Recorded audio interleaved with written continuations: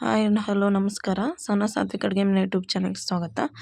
ಇವತ್ತು ಮೂಲಂಗಿ ಚಟ್ನಿ ಮಾಡೋದು ಹೆಂಗಂತ ನೋಡಂಬರ್ರಿ. ಈ ಥರ ಮೂಲಂಗಿ ಬೇರೆಲ್ಲ ತೆಗೆದುಬಿಟ್ಟು ತೊಳೆದು ಇಟ್ಕೊಂಡಿದ್ದೀನಿ ರೀ. ಇವಾಗ ಮಿಕ್ಸಿಗೆ ಹಾಕೊಳ್ಳೋಣ್ರಿ. ಮೂಲಂಗಿ ಬೇರೆಲ್ಲ ಈ ಥರ ಮಿಕ್ಸಿಗೆ ಜಾರ್ಗೆ ಹಾಕೊಂಬಿಟ್ಟು ಸ್ವಲ್ಪ ಕೊತ್ತಂಬರಿ ಹಾಕೊಳ್ಳೋಣ್ರಿ. ನೋಡಿರಿ ಈ ಥರ ಸ್ವಲ್ಪ ಕೊತ್ತಂಬರಿ ಹಾಕೊಳ್ಳೋಣ್ರಿ. ಒಂದು ಸ್ವಲ್ಪ ಜೀರಿಗೆ, ಒಂದು 4 ಹಸಿರು ಮೆಣಸಿನ್ಕಾಯಿ, ನೀವು ಖಾರಕ್ಕೆ ಎಷ್ಟು ಬೇಕೋ ಅಷ್ಟು ಹಾಕ್ಕೊಳ್ಳಿ.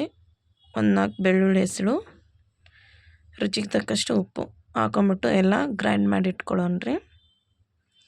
ನೋಡಿರಿ ಈ ಥರ ಎಲ್ಲ ಗ್ರೈಂಡ್ ಮಾಡಿ ಇಟ್ಕೊಂಡು ಒಂದು ಬಾಯ್ಲ್ಗೆ ತಕ್ಕೊಳ್ಳೋಣ್ರಿ. ಈ ಥರ ತೆಗೆದುಬಿಟ್ಟು ಇವಾಗ ಒಗ್ಗರಣೆ ಮಾಡೋಣ ಬನ್ನಿ.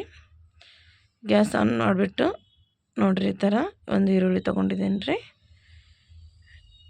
ಇವಾಗ ಒಂದು ಪಾತ್ರೆ ಇಟ್ಕೊಂಡ್ಬಿಟ್ಟು ಗ್ಯಾಸ್ ಆನ್ ಮಾಡ್ಕೊಳ್ಳೋಣ್ರಿ. ಆನ್ ಮಾಡ್ಕೊಂಬಿಟ್ಟು 1-2 ಸ್ಪೂನ್ ಎಣ್ಣೆ ಹಾಕ್ಕೊಳ್ಳೋಣ್ರಿ.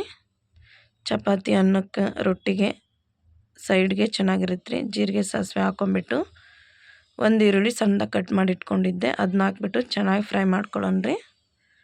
ಫ್ರೈ ಮಾಡ್ಕೊಂಡ ನಂತರ ರುಬ್ಬಿರುವಂತಹ ಸಾಮಗ್ರಿಯನ್ನು ಹಾಕ್ಕೊಳ್ಳೋಣ್ರಿ. ಹಾಕ್ಕೊಂಬಿಟ್ಟು ಎಲ್ಲ ಚೆನ್ನಾಗಿ ಮಿಕ್ಸ್ ಮಾಡ್ಕೊಳ್ಳೋಣ್ರಿ.